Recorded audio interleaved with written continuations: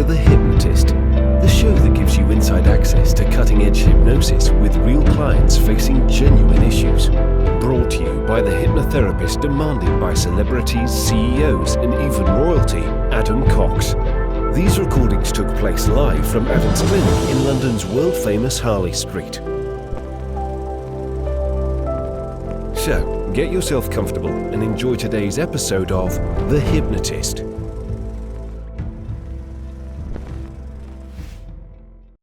Hi, it's Adam here, and this is a weight loss hypnosis session all about reducing weight, changing the relationship with food, reducing portion size without making it an obsession.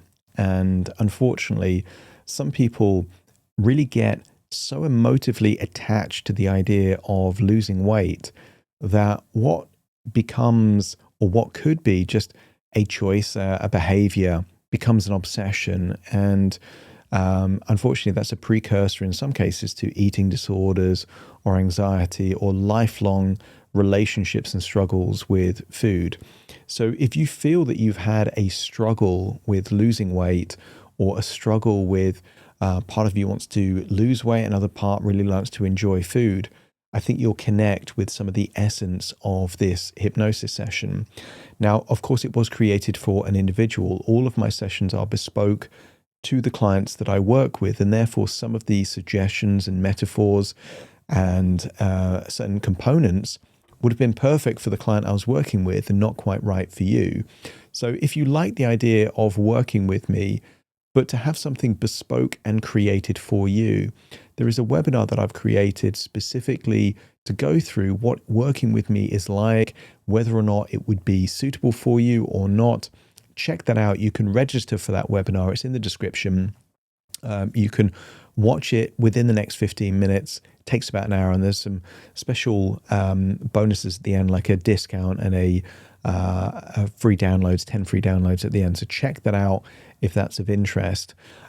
Or you could do both. You could listen to this particular hypnosis session first, and then at the end, circle back and then watch that webinar if you've got time.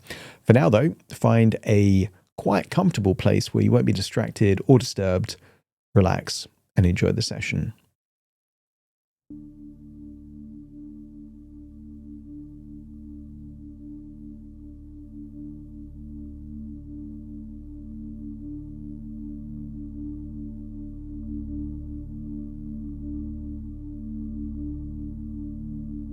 Take a deep breath in. And as you breathe in that resourceful feeling of calm and relaxation. And as you exhale, just feel a release.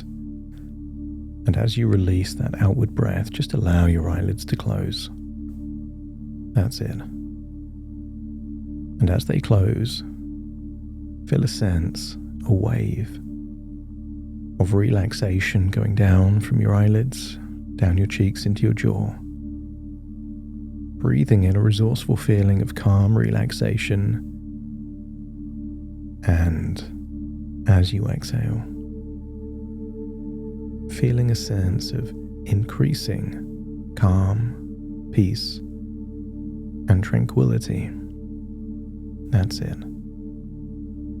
Breathing in resourceful relaxation and exhaling any stress, any overthinking, any judgments about what is right or wrong, possible or not possible. Right here, right now, just dial all of that down. This is a time to think of possibilities, not responsibilities. A rule, a diet, a plan. All responsibilities that can feel like a burden, like a struggle, like a weight. And you've been carrying that weight for a while now. And I wonder how good it would feel to release yourself of all of these shoulds and musts, what you have to do. You're an adult. You can do whatever you want. If you really wanted to just binge on bread and ice cream every day, you could. But it would come with a cost. And I want you to get a sense that what's more true is actually a realization of high standards. High standards don't have to be perfect standards. I want you to get a sense that so many people spend their life feeling not quite good enough. And then when they get to 50 or 60 or 70, they see pictures of themselves younger. And they realize they were already everything they were trying to be.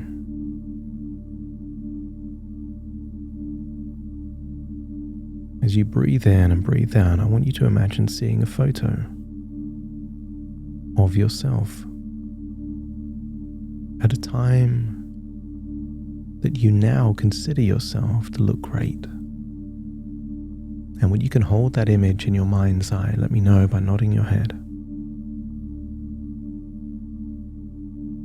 But I wonder if that version of you back then at that age really took pride, satisfaction, accomplishment in how good they looked, how strong they were, how well they were eating. Sometimes the people with the highest standards feel the most dissatisfied because there's a belief buried deep that in order to make progress, you have to not like what you have.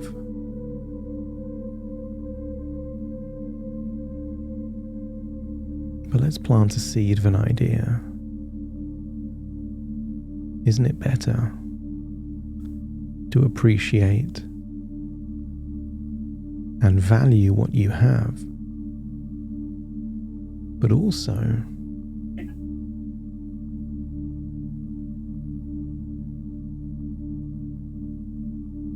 feel a desire to improve? Not because you have to, but because you want to. And as you look at that photo, I want you to imagine holding it like a physical photograph. See yourself back then and look at all the physical qualities you admire. Flat belly, defined muscles. Maybe there is the way they wear certain clothes or carry themselves.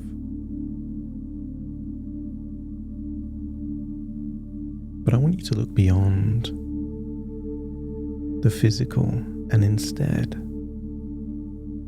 hone in to the qualities. That version of you was willing to eat less. That version of you was willing to be more active. I want you to imagine stepping into the photograph and embodying that version of you. Feel how you felt back then. Remember the foods you were eating. Remember the activity that you were doing.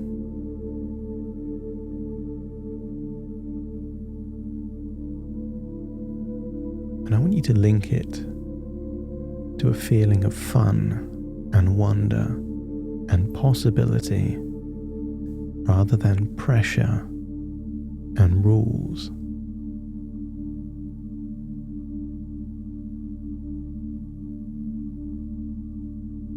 That's it, breathing in relaxation And just imagine being in that version of you, staring into a full-length mirror.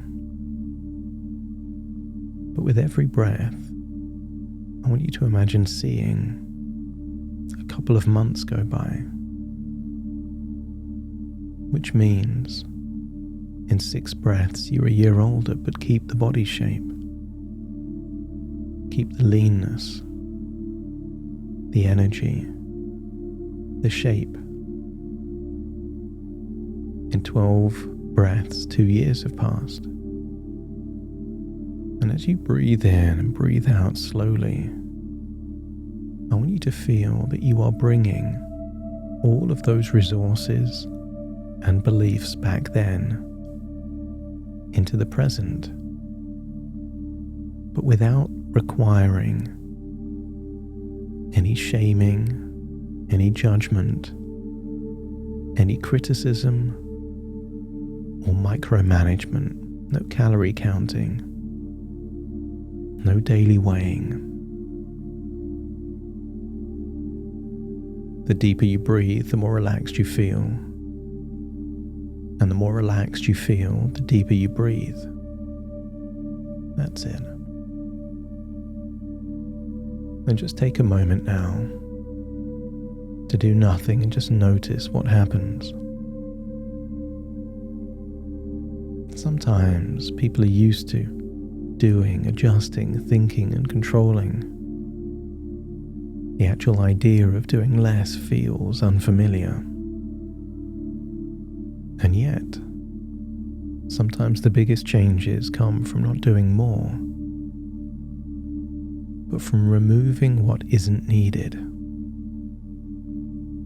What if all of this overthinking, questioning, evaluating wasn't helping you but hindering you?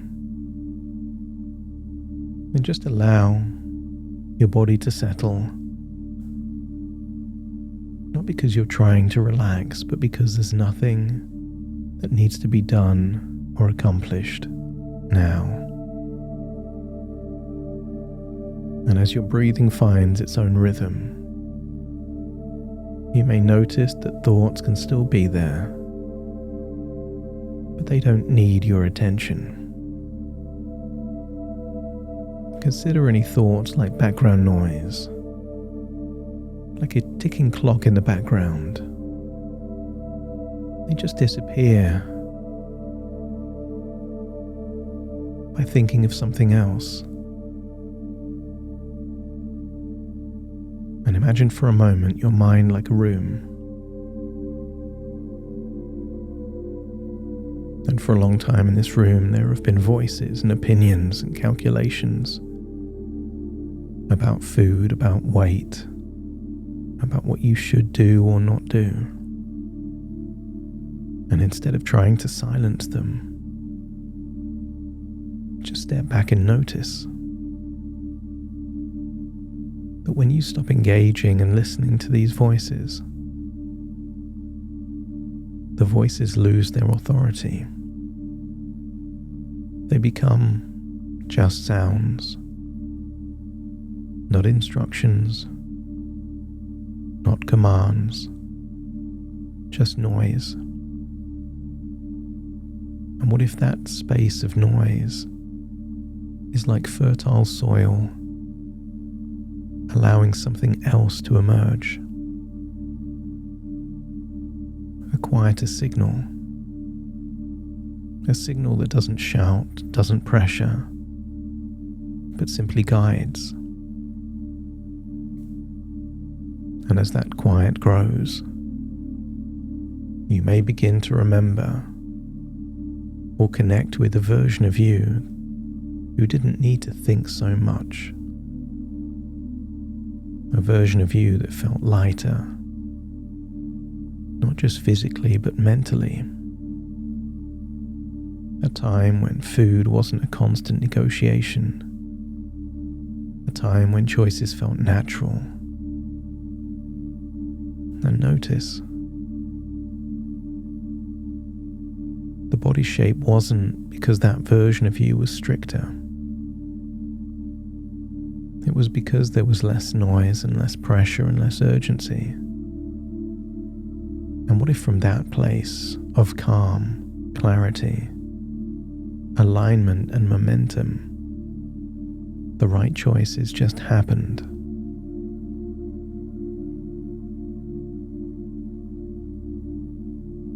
Your body doesn't need control. It responds much better to calibration. Small adjustments, repeated over time.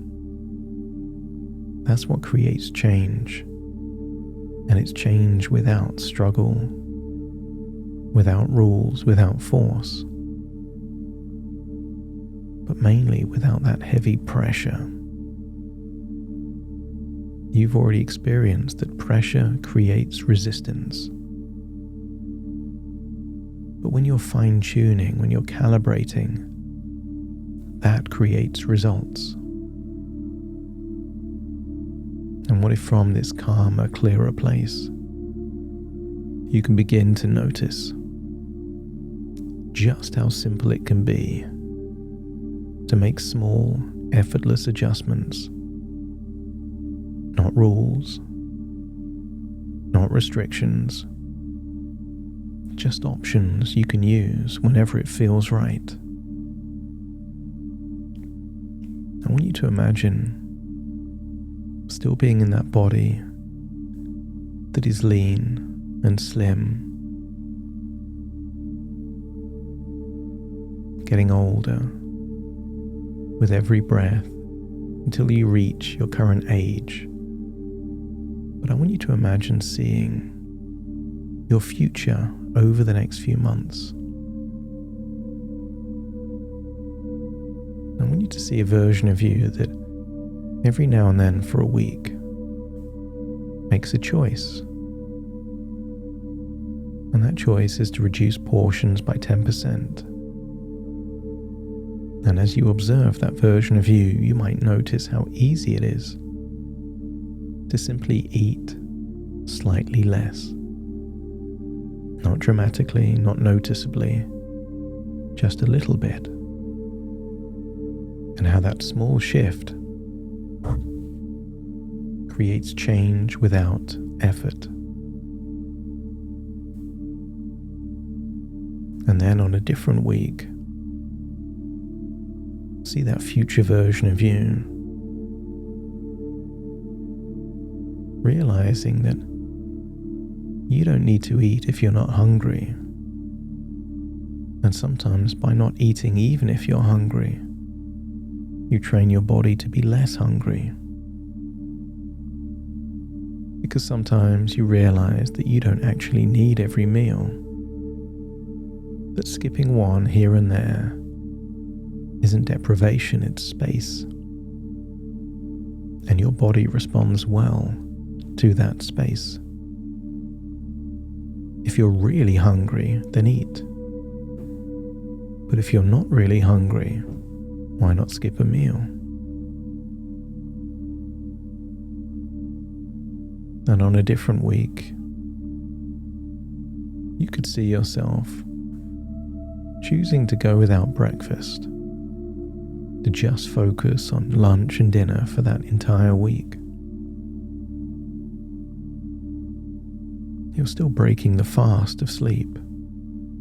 You're just breaking it at lunchtime rather than in the morning. And for generations and generations, there was no breakfast cereal. There was no regular morning breakfast. Throughout history, many people survived long into old age just having 2 meals a day, lunch and dinner. So imagine seeing that future version of you that just doesn't need to eat just because it's morning. And that gives you a sense of lightness. And that lightness, that sense of empowerment becomes something you enjoy.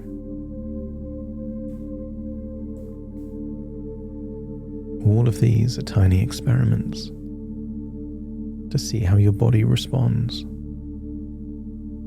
On a different week, you see yourself choosing to eat no refined carbohydrates, no bread, no pasta, no biscuits, no processed foods.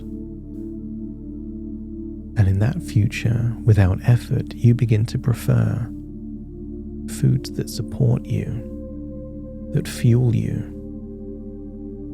and the things that don't just become less appealing. Not forbidden, no rules, just unnecessary. Or maybe you imagine just once a week, on a busy day, you allow your body to reset, to take a break. A day of not eating any food, and maybe that goes from lunchtime to lunchtime, or dinner to dinner. 24 hours of just not eating food. And all it really means is that you're just missing 2 or 3 meals. And anyone can miss 2 or 3 meals. But when you do it on a busy day, you've got so many things distracting you, you don't even realize. And it gets easier and easier.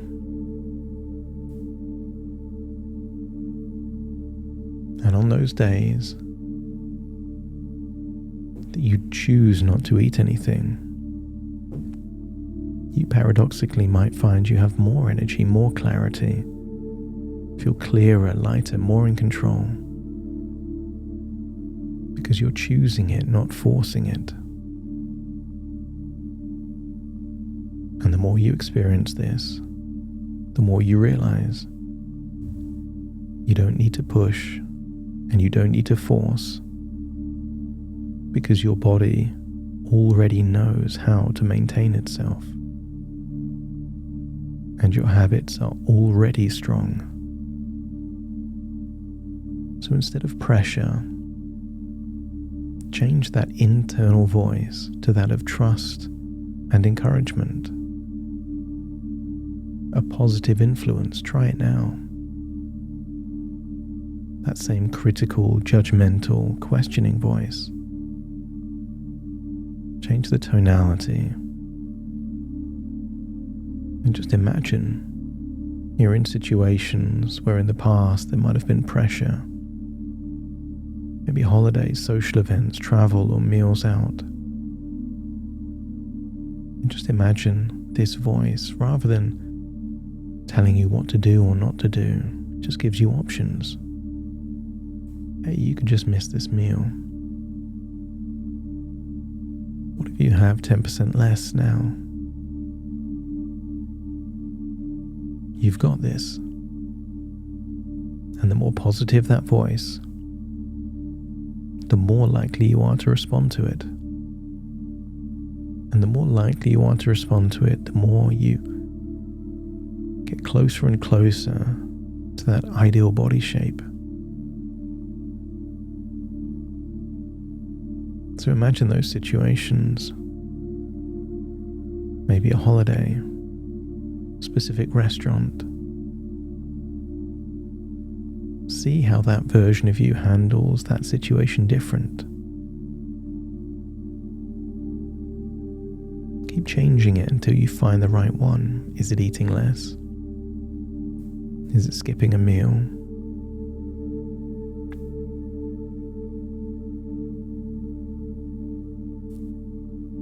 Is it not eating at all for that day? Or do you swap it for something else? Carbs for protein. Just observe, because this whole thing is an experiment. And whichever choices connect most with your identity, that version of you that you most want to be, the ones that will stick. And anything that doesn't is fine, because it wasn't for you anyway. Your unconscious knows what you want. You're just giving it permission to follow it. Because over time, the version of you that finds one or two, maybe three of those strategies that you can do on autopilot without thinking means that as days turn to weeks and weeks turn to months, your body adapts, evolves, and changes. You are someone who makes small adjustments that lead to real results. And there's no need for stress and there's no need for obsession. I want you to see what 6 months or 12 months of eating like this would be. How many meals you've just missed. How far you've reduced your body fat percentage. How many of those one-day fasts you've had. And you realize it gets easier over time because it links to your identity.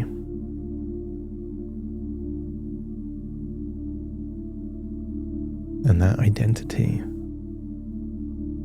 is an identity of energy, vitality, and health. The weight change is just a byproduct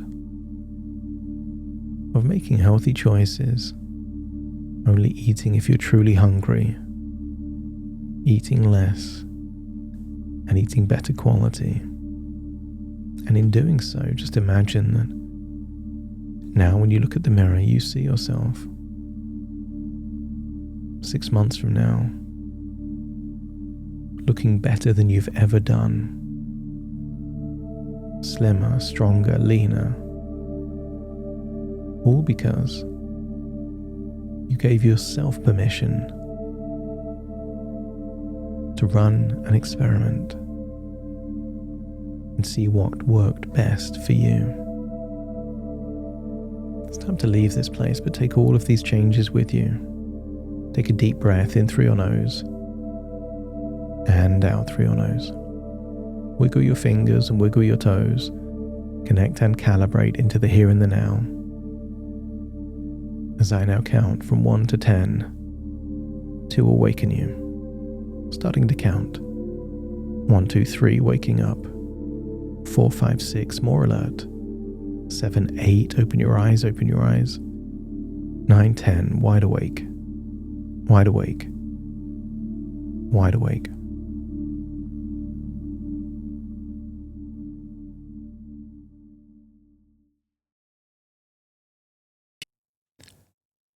Thank you so much for joining me on today's episode of The Hypnotist. If you've enjoyed this episode or got some value from it, please give it a 5-star rating and review.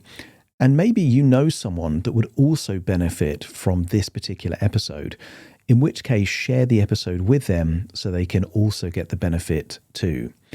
And if you would like to listen to this episode where it's just the hypnosis, so no intro, no outro, no explanation, just the hypnosis and completely ad-free, there will be a link in the description where you can subscribe at a very low cost and only get access to the hypnosis. So if that's of interest, please check that out. Thank you again for being a regular listener of The Hypnotist, and I'll see you again soon for more.